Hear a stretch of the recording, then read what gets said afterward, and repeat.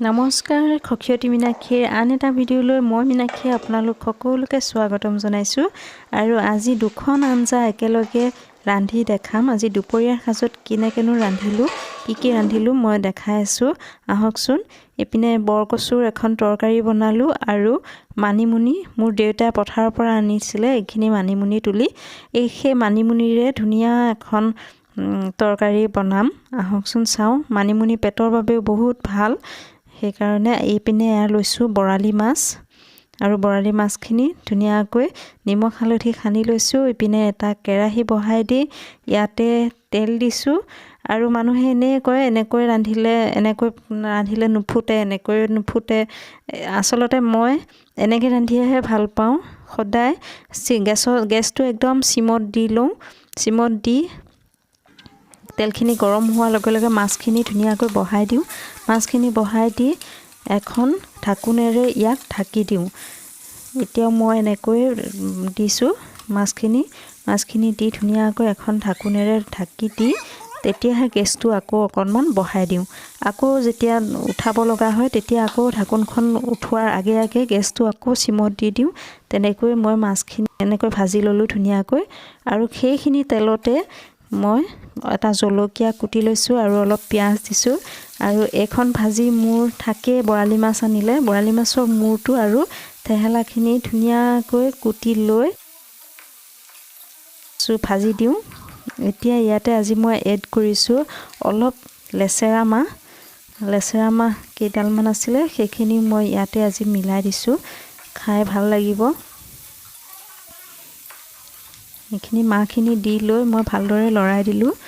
লৰাই দি ইয়াতে সেই যে কুটি ল'লোঁ মাছৰ মূৰটো, সেই গোটেইখিনি ইয়াতে চাওক মই দি দিলোঁ। এতিয়া ইয়াত ভালকৈ লৰাই দিছোঁ আৰু মাছখিনিত যিহেতু নিমখ হালধি অলপ খনাই আছিলে, সেইকাৰণে অলপ কমকৈ মই আকৌ অলপ নিমখ হালধি এড কৰিম।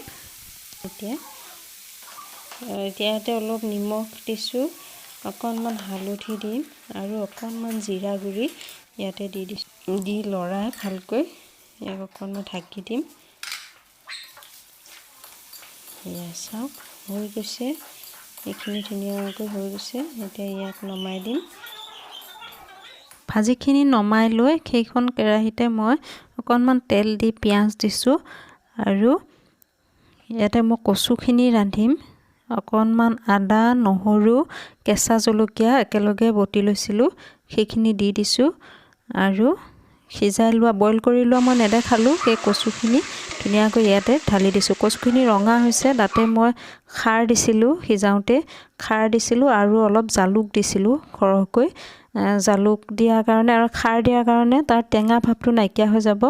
আৰু আনপিনে ইয়াতে আন এটা কেৰাহীত মই অকণমান তেল দি ইয়াত পিঁয়াজ দিছোঁ আৰু মানিমুনিখিনি ইয়াতে ৰান্ধিম, সেইকাৰণে অলপ বিলাহী মই এড কৰিম ইয়াতে।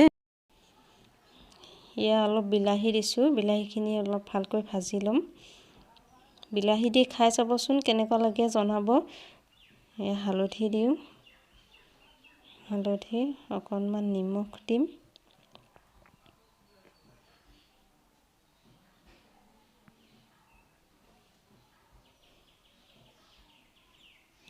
ভালকৈ লৰাই দি এইখিনি ভালকৈ ভাজি ল'ম।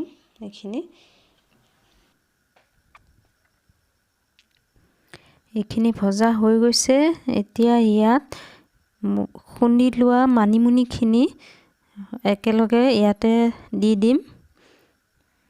মানিমুনিখিনি খুন্দোতে মই তাত কেঁচা জলকীয়া, আদা, নহৰু গোটেইখিনি মিলাই লৈছিলোঁ। আপোনালোকে তেলতো দিব পাৰে সেইখিনি, কিন্তু মই তেলতে নিদিলোঁ। ইয়াতে এনেকৈ একেলগে খুন্দি লৈছোঁ সহজ হোৱাৰ কাৰণে। এইখিনি এতিয়া ইয়াতে দি দিছোঁ আৰু ধুনীয়াকৈ লৰাই দিব। অকণমান পানী দিছোঁ, বেছি থুপথুপীয়া হৈ আছে, সেইকাৰণে মই এতিয়া অকণমান পানী দি দিছোঁ। ইয়াতে পানী মিহলাই দি এতিয়া মাছ দি দিছোঁ, দি অকণমান উতলিবলৈ এৰি দিওঁ। চাওক ইপিনে তৰকাৰী হৈ গৈছে।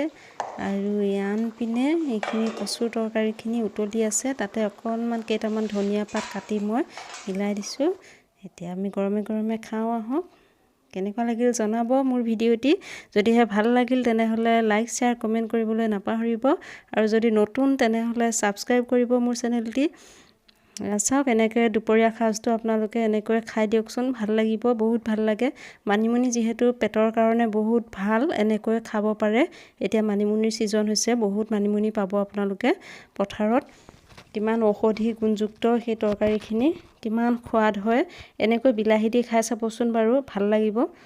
আৰু বৰকচুৰ কথাটোতো ক'বই নালাগে, মই হ'লে বহুত ভাল পাওঁ বৰকচুৰ জোলকণ। মাছ দিয়া, অকণমান জালুক দিব লাগে, জ্বলা কৰি দিব লাগে, বহুত ভাল লাগে খাই। এনেকৈ খাই চাব। গতিকে আজিলৈ আহোঁ। মোৰ ভিডিঅ'টি শেষলৈ চাই থকাৰ বাবে সকলোকে ধন্যবাদ জনাই আজিৰ ভিডিঅ'টি ইমানতে সামৰণি মাৰিছোঁ। ধন্যবাদ।